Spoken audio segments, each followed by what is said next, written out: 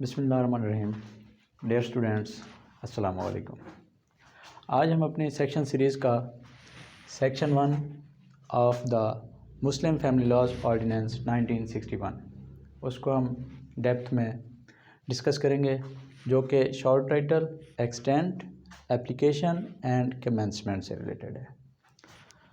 Short title ये बताएगा कि इस ऑर्डिनेंस का शॉर्ट टाइटल क्या है। This ordinance may be called the Muslim Family Laws Ordinance 1961। पहले तो ये चीज़ इसमें नहीं है। हमने जैसे साइबर क्राइम एक्ट पढ़ा है या बाकी और बहुत से एक्ट्स पढ़े हैं, तो वो एक्ट हैं और ये ऑर्डिनेंस है। तो इससे रिलेटेड थोड़ा सा ओवरव्यू जो स्टूडेंट्स न्यू हैं उनके लिए, जो एक्ट होता है एक्ट और जो ऑर्डिनेंस होता है, इसमें क्या डिफरेंस है और ये दोनों कैसे बनते हैं। जो होता है एक्ट जो नेशनल असेंबली होती है, उनके जो MNAs होते हैं, जो पार्लियामेंटेरियंस होते हैं, हमारे मुल्क में कानून साजी का काम पार्लियामेंट करती है। अब होता कैसे है, कोई भी MNA या कोई भी पार्टी जब कोई कानून पास कराना चाहती है तो वो एक मुसविदा तैयार करती है, मतलब रिटर्न में लिख लेती है कि फ़लाँ चीज़ें हम बतौर कानून अपने मुल्क में नाफिज करना चाहते हैं। वो जो रिटर्न शेप होती है वो पहले जाती है उनकी लीगल कमेटी में, पार्लियामेंट में जो होती है। उसके बाद वहाँ से जो फैक्ट्स वगैरह होते हैं उनकी लीगली करेक्शन होने के बाद वो असेंबली में पेश की जाती है। असेंबली में जब पेश की जाती है उसको हम कहते हैं बिल, कि फ़लाँ बिल असेंबली में पेश हो गया है। अब जो बिल है वो पहले जो पार्लियामेंट है, नेशनल असेंबली, वहाँ से पास होगा अक्सरियत राय से। उसके बाद वो जाएगा सेनेट में, वहाँ से पास होगा। उसके बाद प्रेसिडेंट साहब वो पास करेंगे। इस तरह से ये एक एक्ट पास हो जाएगा। इसका एक सिंपल सा प्रोसेस है। एक्ट कैसे बनते हैं, पार्लियामेंट का काम ही कानून साजी है, तो इस तरह से कोई भी एक्ट जो है वो इन प्रोसेस से गुज़र के पास होके वो एक्ट इंटैक्ट, जैसे साइबर क्राइम एक्ट है इस वक्त, वो इन प्रोसेस से गुज़रा है। अब ऑर्डिनेंस मतलब the Muslim family laws ordinance 1961, इसको ऑर्डिनेंस क्यों कहते हैं और ये किन मराहल से गुज़रता है।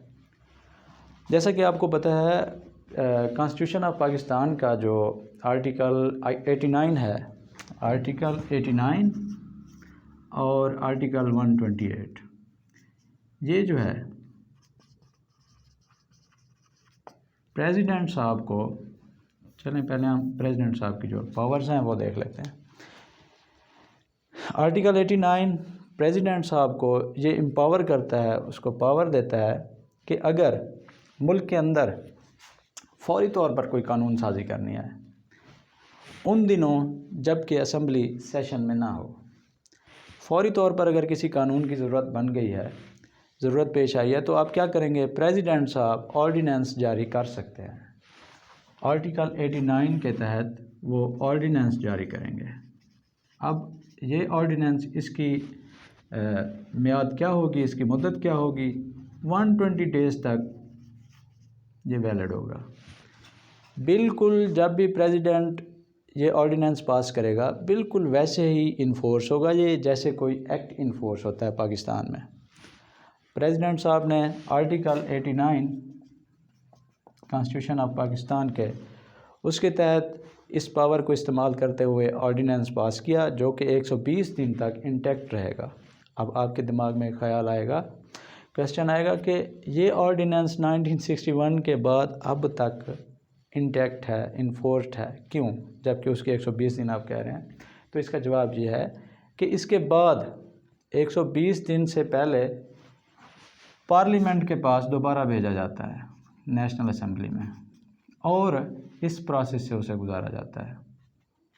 और अगर वो नेशनल असेंबली चाहे तो उसको ताहयात या ज़रूरत के मुताबिक, बाज़ दफ़ा 120 दिन के बाद फिर 120 दिन एक्सटेंड कर देते हैं, लेकिन कुछ ऐसे होते हैं जो कि जिस पर इख्तिलाफ़ राय नहीं होता है, अपोजिशन का और गवर्नमेंट का, प्रेसिडेंट साहब का, किसी का इख्तिलाफ़ राय नहीं होता, तो उस चीज़ को वो ताहयात आगे तक जो है उसको इन्फोर्स कर देते हैं।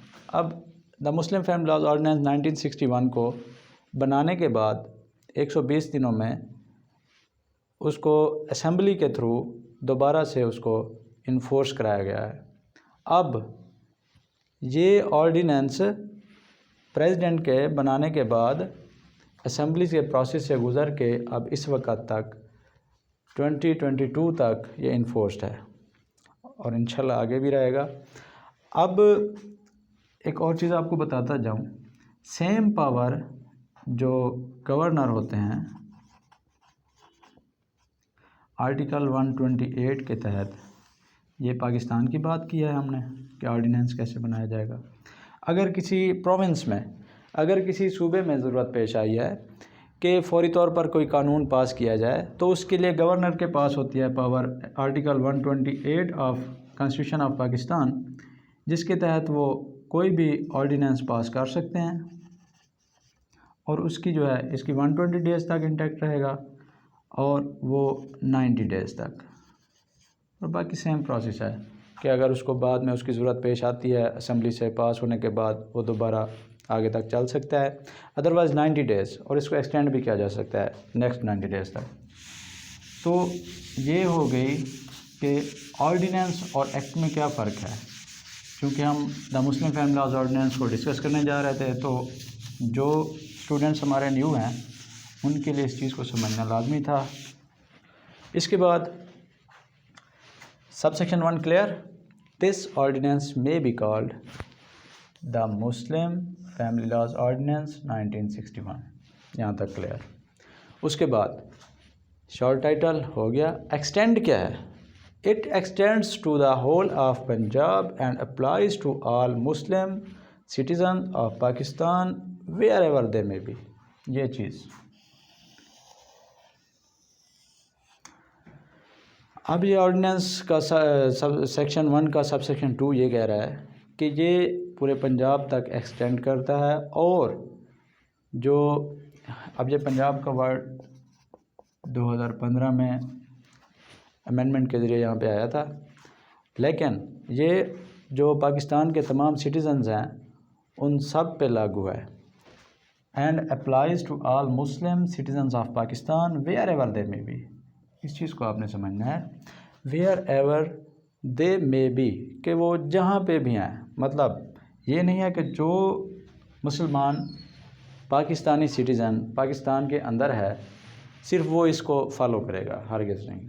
हमारा कोई Pakistani citizen, Muslim citizen out of country जाता है, दुबई में जाता है, वहाँ पर वो शादी करता है, क्योंकि ये मुस्लिम फैमिली शादी वगैरह उनसे रिलेटेड है, डाइवोर्स कैसे देंगे, मेंटेनेंस वगैरह, वो आगे हम डिस्कस करेंगे सेक्शन वाइज।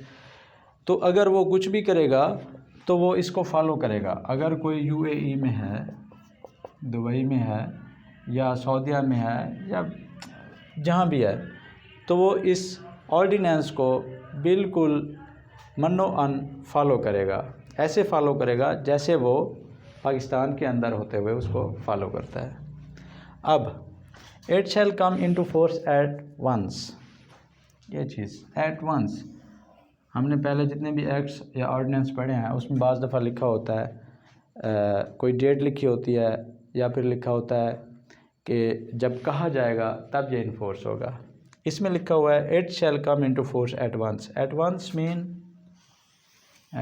मीन ये 2 मार्च 1961 को ये ऑर्डिनेंस ऑफिशियल गज़ट में छपने के बाद इन्फोर्स हो गया था। और सेक्शन 1 कहता है, सब सेक्शन 3 कहती है कि जिस वक़्त ये मतलब 2 मार्च 1961 को जिस वक़्त ये ऑफिशियल गज़ट में छपा है उसी वक़्त से ये इन्फोर्स है, और तमाम मुस्लिम पाकिस्तानी सिटीज़न्स पे इसको फॉलो करना लाजिम है।